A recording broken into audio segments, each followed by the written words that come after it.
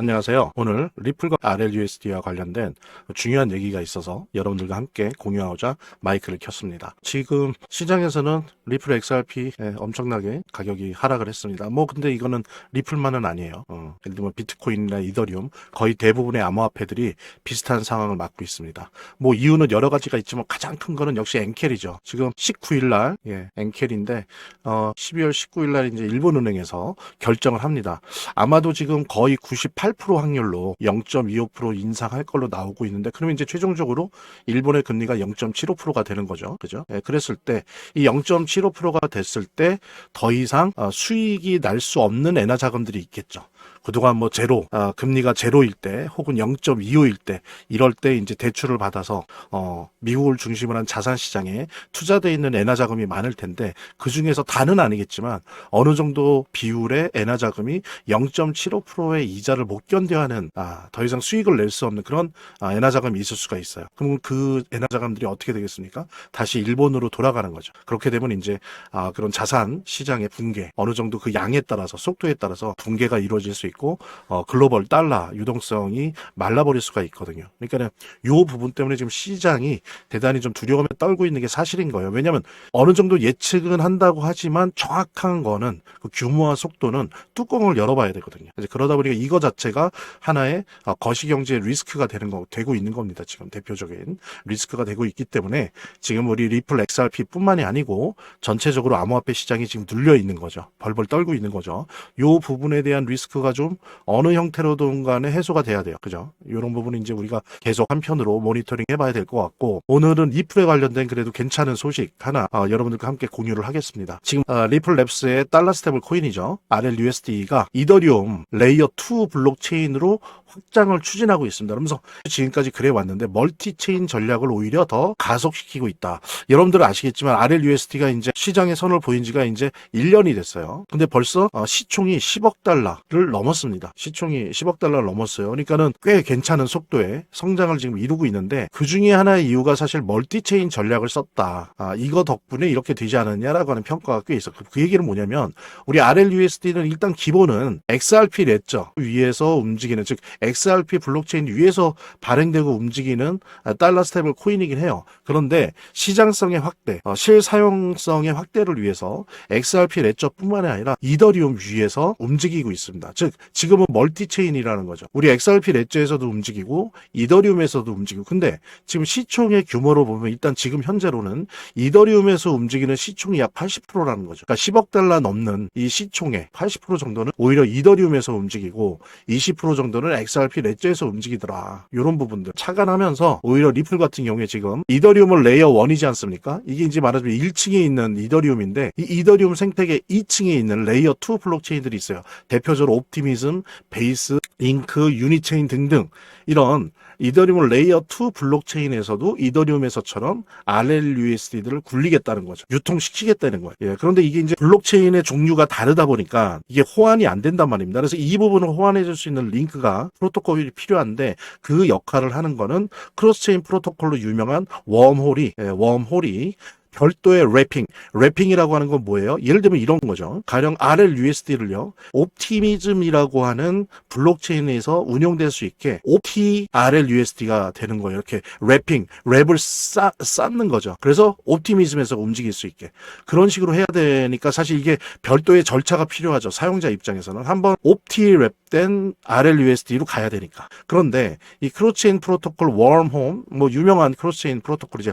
이 웜홀의 기능은 뭐냐면 서로 다른 블록체인 간의 자산을 별도의 래핑 없이, 별도의 어떤 이식, 성형 작업 없이 그냥 이렇게 왔다 갔다 할 수 있게 해주는 거야. 마치 하나의 블록체인인 것처럼 이동이 가능하게 하는 거죠. 자산이 서로 다른 자산이. 그러니까 RLUSD가 원래 XRP 레저 있는데 이더리움 가듯이 그냥 래핑 없이 웜홀이라고 하는 프로토콜을 통해서 옵티미즘에 가고 베이스에 가고 잉크에 가고 유니체인에 가는 거죠. 이런 식의 것들을 통해서 RLUSD가 더 많이 쓰일 수 있는 그런 시장의 요건들을 만들어낸다. 멀티체인 전략을 통해서 이제 이런 거고, 이거는 당연히 이더리움에서의 성공 사례를 보면서 리플이 더 가속화시키는 거죠. 근데 이제 이 부분에 대해서 부정적으로 생각하시는 분들도 있어요. 왜냐하면 오히려 RLUSD가 커지면서 XRP가 죽는 거 아니냐 이런 걱정들을 하시는 분이 많습니다. 실제로 여기 보면 그런 기사도 실제로 나오긴 해요. 여기 한번 보십시오. 예, 리플 스테이블 코인이 오히려 독이 됐나 XRP 급락하는 이유. 예, 그러니까 XRP의 급락이 스테이블 코인의 이 성장 때문에 그런 거다. 이제 이런 것들도 있는데 아니라는 거죠. 중요한 건 그게 아닌 게 RLUSD를 쓰면 쓸수록 어떻게 됩니까? XRP가 사용성이 높아져요. 오히려.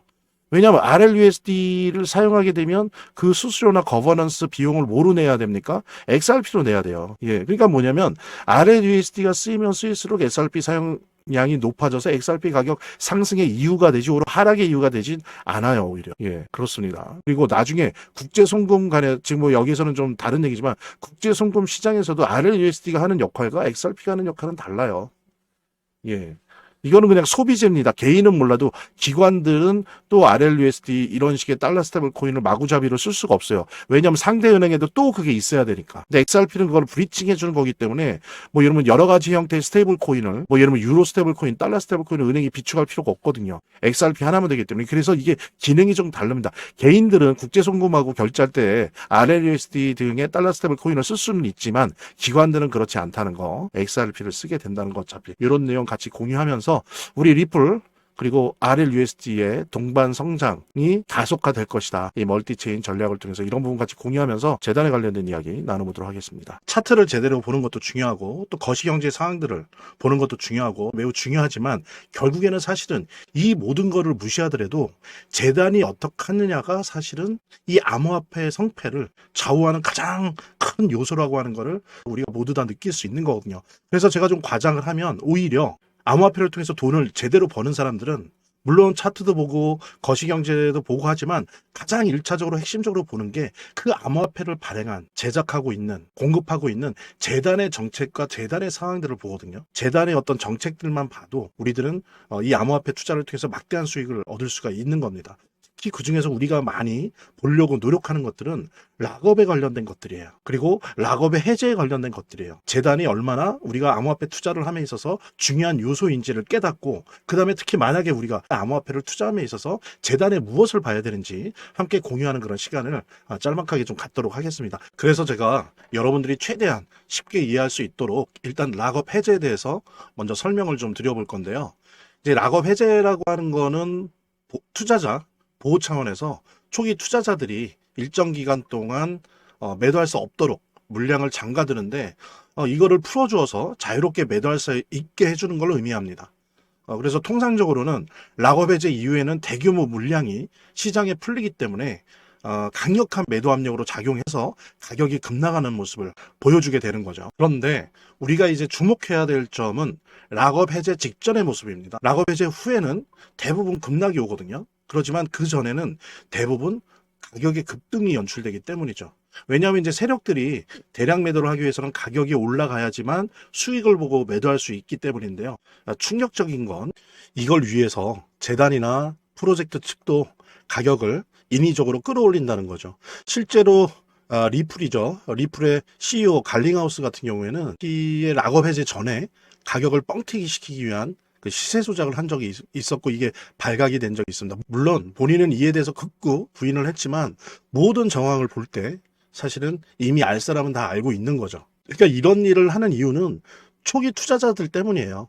이 초기 투자자들에게 수익을 줘야지 어떤 보상 개념의 수익을 줘야 추가적인 투자 유치를 할 수 있는 거죠. 그 초기 투자자들 뿐만이 아니라 그 외에 2차, 3차 투자자들을 모집하기 위해서는 이런 초기에 부풀리기, 뻥튀기가 필요한 겁니다. 예. 그래서 락업 해제 전에 락업 일정에 맞춰서 매수 타점을 잡아내는 것이 매우 중요하게 대두되는 겁니다. 이 락업 해제 후에는 급등 후에 급락 패턴이 옵니다. 이제 그러기 때문에 락업 해제 전에 매수를 해야 되고 락업 해제 후에는 이제 매도를 해야 되는 거죠. 이래야지 이제 엄청난 수익이 가능해지는 건데요. 제가 특정 경로를 통해서 이 재단 측의 어떤 락업 해제 일정을 입수를 했거든요. 예, 근데 이 해당 문서는 기밀 문서이기 때문에 일단 중요한 내용은 이렇게 제가 좀 모자이크 한 거 좀 양해 바라고요. 그러니까 이 문서에는 이제 재단 측의 락업 일정부터 물량, 목표가까지 모든 것이 나와 있습니다. 그래서 해당 일정에 맞춰서 상반기, 하반기 이렇게 나뉘어져 있는데 해당 일정에 맞춰서 세력들은 가격을 끌어올리고 그 다음에 이제 매도를 하겠죠. 그래서 우리도 이 일정에 맞춰서 정확하게 매수매도 타점을 잡아 나가면 엄청난 고수익을, 대박을 노려볼 수가 있게 되는 겁니다. 그래서 여기 나와 있는 제 개인 번호 010-2592-6921, 010-2592-6921로 부자 두 글자만 남겨놓으시면 제가 확인되는 대로 이 모자이크 없는 아까 보셨던 그 문서 원본이랑 그 다음에 이제 언제 어디서 얼마에 매수해야 되는지 그 시그널이 담겨 있는 문서를 직접 핸드폰으로 PDF 형태로 전달해 드리도록 하겠습니다. 그러니까 당연히 무료고요. 자, 오늘 영상은 이쯤에서 마무리하고요. 다음 시간에 더 좋은 영상으로 인사드리도록 하겠습니다. 감사합니다.